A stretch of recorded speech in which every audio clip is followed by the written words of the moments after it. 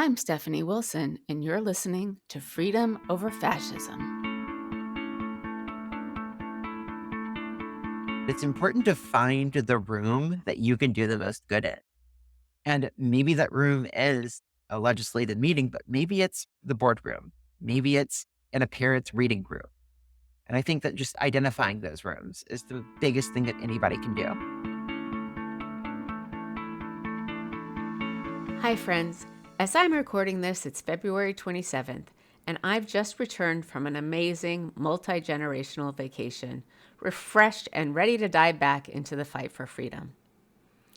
All of us need time to refresh ourselves in this never-ending fight. And if you need some time away, please take it so that you can return stronger and more energized as well. I returned and learned that yesterday, the Arizona legislature defeated a measure to put anti-trans questions on the ballot in November. I also came back to the news of the killing of Nex Benedict, a trans teen in Oklahoma. Though details are still emerging, Nex was beaten in a bathroom and died the next day after months of persistent bullying. Today, I'm talking to Erin Reed, who writes a newsletter called Erin in the Morning about anti-trans laws across this country and about events like Nex's murder. As in many of my conversations, we talked about the importance of acting locally or in whatever room you can make the most difference, whether it's running for school board, changing policies where you work, or educating people you know in real life about books and shows featuring trans people. Erin is the fiancée of Zoe Zephyr, whom we talked to a couple weeks ago. They're a power couple for sure in the fight for trans rights and freedoms. Erin and I discussed the importance of local action, running candidates for state and local office, which can generate votes up ballot to change the entire balance of power in a state. I recommend following her work if you don't already. She's at erininthemorning.com, on Substack, and at all major social media platforms. I ask you as well to spread the word about this podcast to other people you know who are interested in finding the truth, learning how to frame it so people can hear it, finding ways of reaching people, and meeting candidates and officials who are on the front lines of fighting for freedom in this country. Please support us on Patreon or Substack, and find us anywhere you listen to your podcasts and at freedomoverfascism.us. Erin Reed, welcome to Freedom Over Fascism. Hi, thank you so much for having me. I'm so glad you're here. I've been thinking about your work for a really long time. The last week has been really heartbreaking. Although there's new heartbreak every day, that's shocking, but not surprising.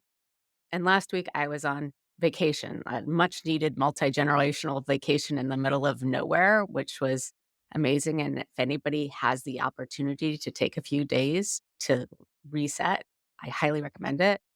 But I came back to this tsunami of news. In your introduction, I talked a little bit about what you do, but would you mind taking a moment to introducing yourself to our listeners? Who are you? What do you do? What do you believe your impact is on laws affecting trans people in the United States today? Of course. So I am a transgender journalist. I cover all of the legislation, the cultural issues, the biggest news on the topic of LGBTQ rights, with a special focus on transgender rights across the United States and across the world increasingly. I write for my subscription newsletter, Erin in the Morning, as well as report on platforms like TikTok, Twitter, Instagram. I try to make sure that everybody has the information about what's going on wherever they are, and I try to meet people wherever they are. And as we know, we've been watching bills move across the United States for the better part of the last 4 years. And I try to make them digestible so that people understand the impact of those bills. I think people like you and independent journalism these days is so important. I'd love to talk to you more about that because the mainstream media is not doing its job. But first, I want to talk about last week and the murder of Nex Benedict, a high schooler who was murdered by their peers in Oklahoma high school after months or years of bullying. Can you tell us anything? Our listeners are high information people. Anything that's going on that's new? I know that some of what Judd Legum reported has moved things along as he has in other investigations, but do you mind updating us on what's going on and anything new? Absolutely. So you got the very basics of what happened. We saw Next Benedict, a trans teen in Oklahoma, um, was allegedly being bullied, had a confrontation in a bathroom where they alleged that they were teased for their clothing that they wear. And I'm also going to, before we continue, I'm going to actually switch pronouns to he, him, just because we did learn one of the new pieces of information we learned yesterday from Joe Yerkaba's reporting was that he used he, him pronouns, and those were the ones that he preferred the most. Uh, Although we do know that in varying social situations, he used other pronouns as well. One of the, I think, greatest tragedies of this is that his life was taken before he was able to truly, completely come out to everybody. And so the loss of a young person's life in the middle of their identity development is just an extra sad part of what happened. But in the bathroom, it appears that he was attacked by three people, had concussion or some sort of a head injury, went to the hospital, and eventually passed the next day. And there's been a lot of information that's come out since then. We know that, for instance, the police officers stated that the autopsy report showed that his death had nothing to do with trauma. That was later sort of backtracked whenever Judd reported and asked them about the case. And it sounds like they had released that statement just to get national attention off of the case, and that they were still investigating Next Benedict's killers. And so that's about all the information we had. Vigils all weekend. We saw vigils in Oklahoma City, Tulsa, Washington, D.C., Minneapolis, and dozens of other places. We also know that in Oklahoma, Superintendent Ryan Walters, basically the person in charge of education in Oklahoma, has repeatedly spread fear about transgender people in bathrooms, stating that trans people in bathrooms are an assault on truth. He hired Libs of TikTok, Chaya Raichik's Libs of TikTok creator. Assumedly, he stated that the reason why he was hiring her was to make schools safer. And of course, that account has been associated with bomb threats that often come after she posts targeting various individuals. One of the individuals we also learned that she targeted very early on in the Libs of TikTok account was a teacher of Nats, was one of Nex's former teachers and a great mentor of theirs. And so I think that, this is a tragedy all around. And we've got a young trans person's life who is no longer with us. And the situation is still developing in Oklahoma. Can you so with the superintendent bringing on Libs of TikTok, it seems like there's a couple of different streams. There's the laws that states and municipalities and school districts are passing against trans youth and more often this year, trans adults. But then there's the fear and the permission structure they seem to create for violence. Do you think that has made a difference in the communities where they are active? Or do you think just the change of laws is what has precipitated violence like this? I think that it's intricately connected. And I think that it's sort of a two-pronged attack on trans people. You have sort of this extrajudicial violence that's going on against trans people, by organizations like Proud Boys and all of your other sort of proto-fascist orgs that are out there that target trans people wherever they are, that send threats, that, do this harm. And then you have, you know, legislative and legal violence done towards trans people. And it may sound like these things are sort of not connected, but they're intricately connected. And in fact, whenever we talk about people like Chaya Raichik and Libs of TikTok, we know that the legislators in Oklahoma are citing lives at TikTok and citing Chaya Raichik for the passing of the laws. Those same Chaya and lives at TikTok and all of your anti-trans far-right influencers also are directly followed and inspiring the people who are doing harm. And in fact, we learned from one of the news stories that some interviews with trans and queer students in the school state that they are routinely bullied by people who watch Libs of TikTok and Chaya Raichik. And so this is all interconnected. It's all very closely linked to each other. And, this fear campaign, it touches everywhere. It doesn't just sit in the legislature. It doesn't just sit in the meeting groups of the Proud Boys and all of the other sort of far right organizations. It also lives in our schools. It sort of permeates the medical systems and some of these more right leaning places. And it very much impacts trans people's lives on a daily basis. Do you think that there's anything that we as activists and not electeds can do to help not just defeat laws in MAGA controlled legislatures, but also in the popular culture or online? Are we making any progress? How do you see that? You're a major influencer. When I told people I was going to interview you, I had a lot of people fangirling and boying over me talking to you.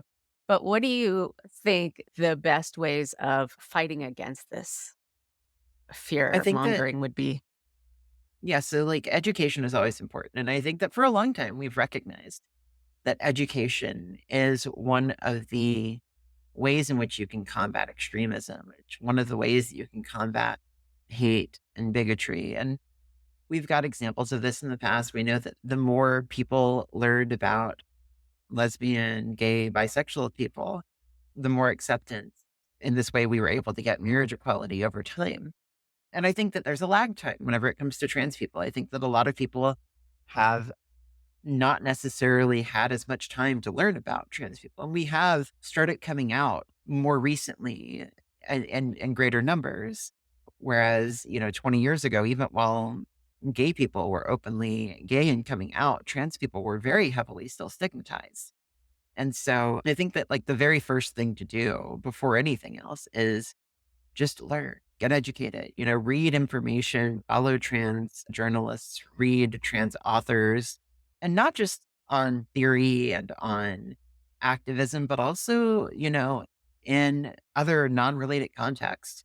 There are incredible trans musicians out there. There are people who are writing works of fiction. There are people who are creating video games. There are people who are doing art who are trans and queer. And a big part of how we move the needle forward is by including those people in your consumption of media. Because all of us, even trans people included, have to sort of deprogram from the years of hate and abuse we got in the popular media. There's a really good documentary out there that I would highly suggest called Disclosure.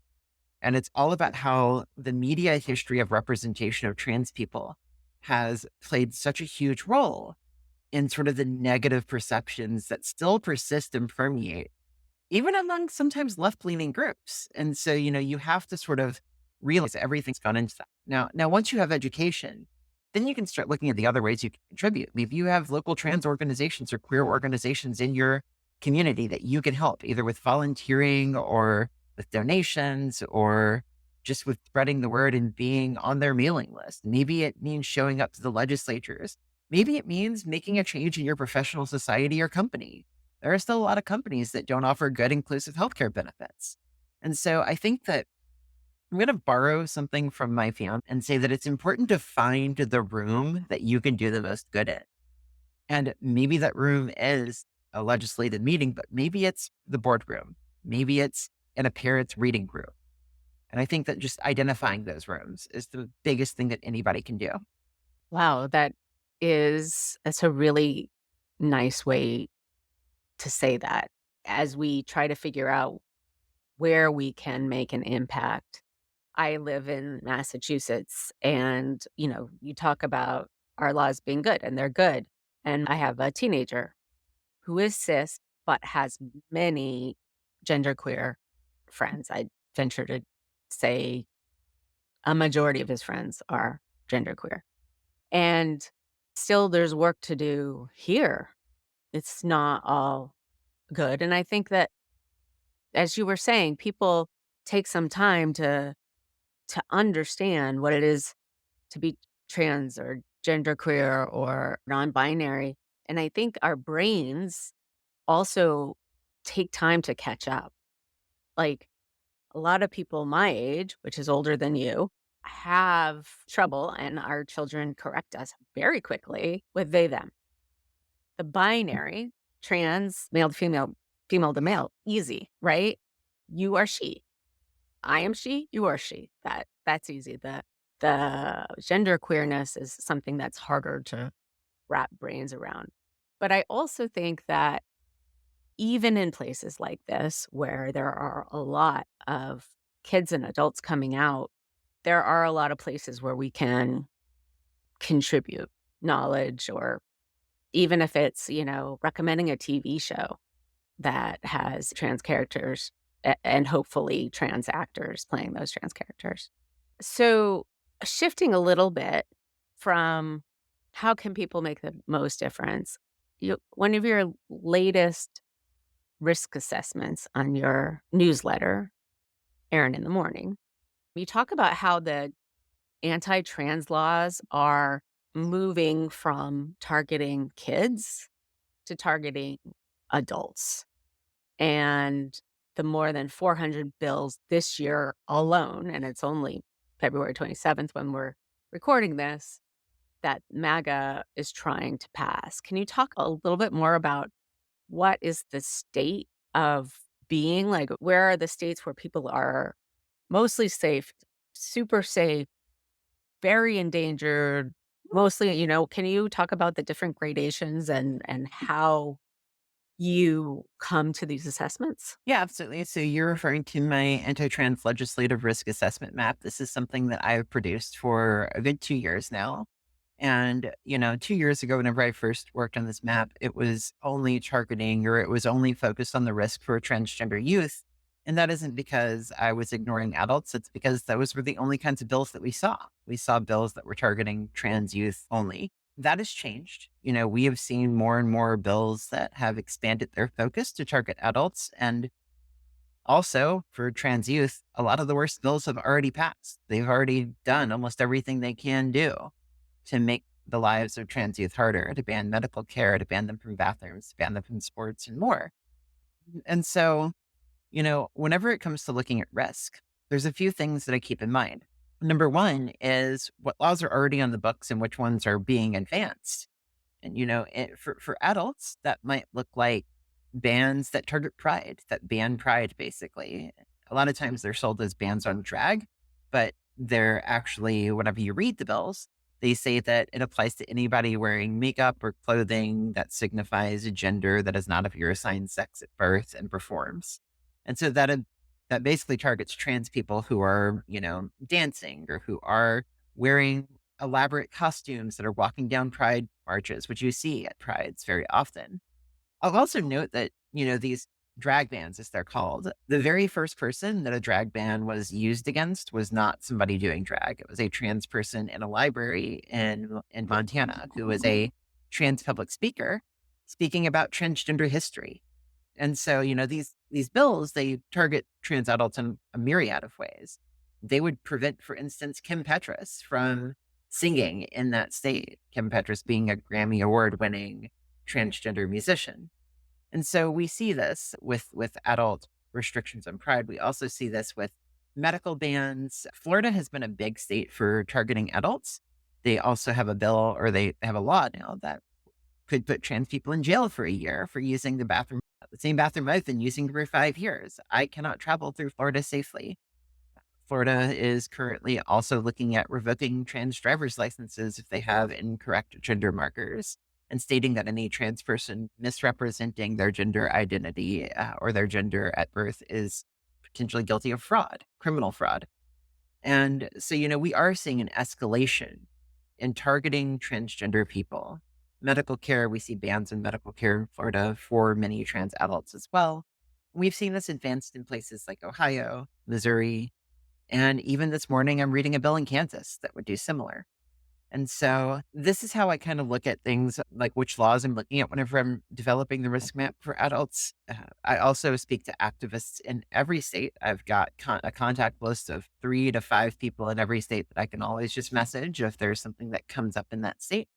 And I want to get a better understanding of, hey, what do you see the picture on the ground as right now? Are you seeing this being a priority this year? I go through all the states and I essentially I've got sort of a rubric that I use, a scoring rubric that I say, is this kind of bill being proposed? How far did it get? What do the activists say? And then I stratify the risk. I say that, there are some states where it's so bad that it's hard to travel in. There are some states where it's really bad and likely going to get worse. There are some states where things are actually really okay right now. And even states where they are going the extra mile in protecting the trans people that live there. For trans youth, it's very similar. Instead of looking at some of the things that I mentioned, I also add in things like medical care bans for youth, which are present in like 21 states right now. So, in these states that are, you know, at higher risk or in the middle of all sorts of trans bans, this is a broad, broad, broad question. But how are trans people, parents of trans kids, how are people dealing? I know some are moving and some are fighting, but like, how, how do they do their daily life with so much of a target on them? It's each person is sort of right now sort of fighting their own fight. And that looks different for each person. Some people, I know many people have fled their home state. In fact, recent surveys show that 130 to 260,000 people who are trans have already left their home state. Many of them coming from Florida, Alabama, Texas. I see those very often in people who are fleeing. They're showing up in your local communities. I know here in Maryland, where I live, I'm part of a local parents group, and I regularly see posts on Facebook of like, hey, I just got here from Texas, got a non binary kid or a trans kid. Is it safe? And so, that's happening. We also see people who are stuck in their home states, who are forced off their medication, or who have to travel up to 1,000 miles to get to the nearest clinic every month or every few months. And it sounds extremely difficult, and it is. There are people that don't have the resources to do that. There are people that are pulled off medication right now that are being forced to medically detransition. There are transgender girls who are being forced to grow facial hair right now. Like that's happening in front of their peers. They've probably identified as trans for years. And yet this is what they're dealing with. Some people are, some trans youth are young enough to where this is not a concern yet. For instance, if you're 8, 9, 10 years old and you're gender non-conforming, non-binary, trans, anything like that, those kids have not gone through puberty yet. And so they're sort of crossing their fingers and hoping that they get a court decision. There are people being investigated for child abuse. This is still happening in some places. And so it's going to be a different situation wherever you're at.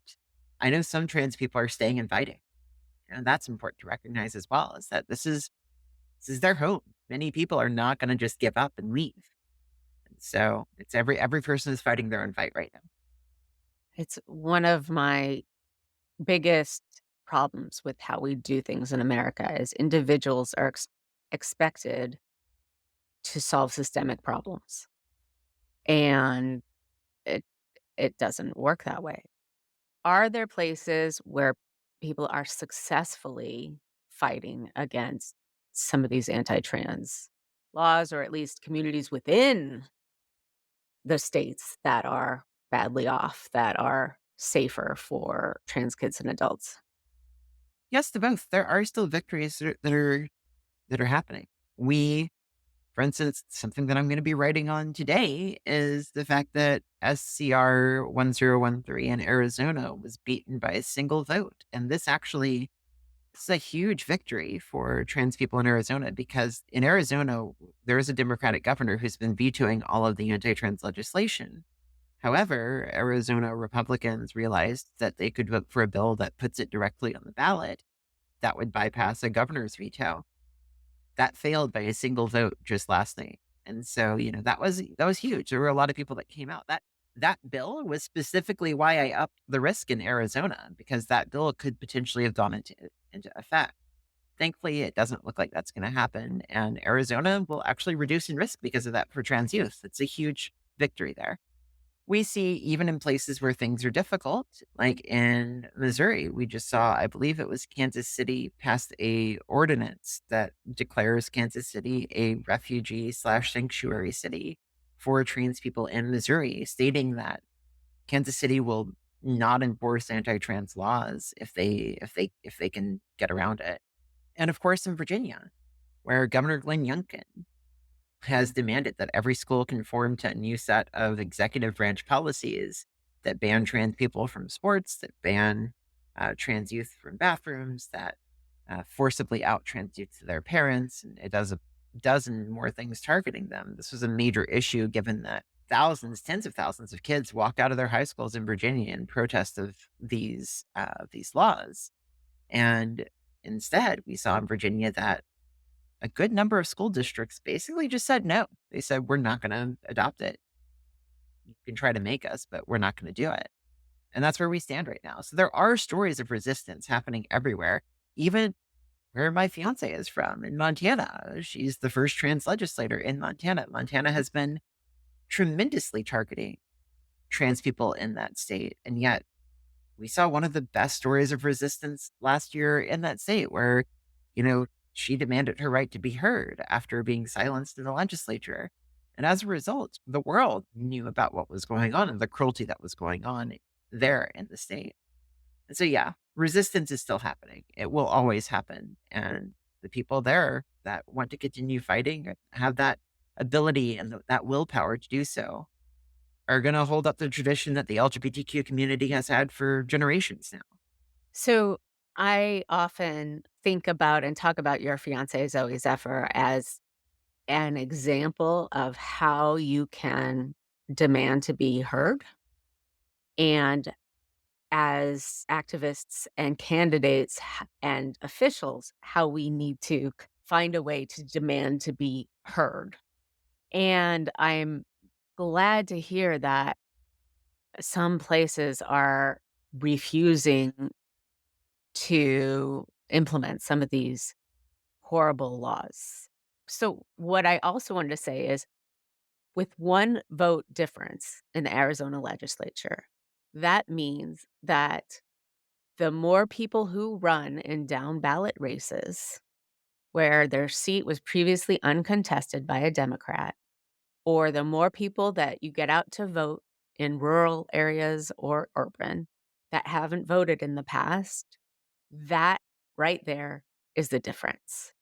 And we had last week on 2 women who have this rural organizing initiative in Arizona where they have registered thousands of people to vote and have been responsible for several of those legislative seats that Democrats have taken. That work is incredibly important as it filters up, right? Some of those races were decided by 1, 2, 10, 15 votes. And this measure was defeated by 1 vote. So I want to remind people that activism isn't just picking a topic, it's also working on ways to engage and mobilize more voters at every single level.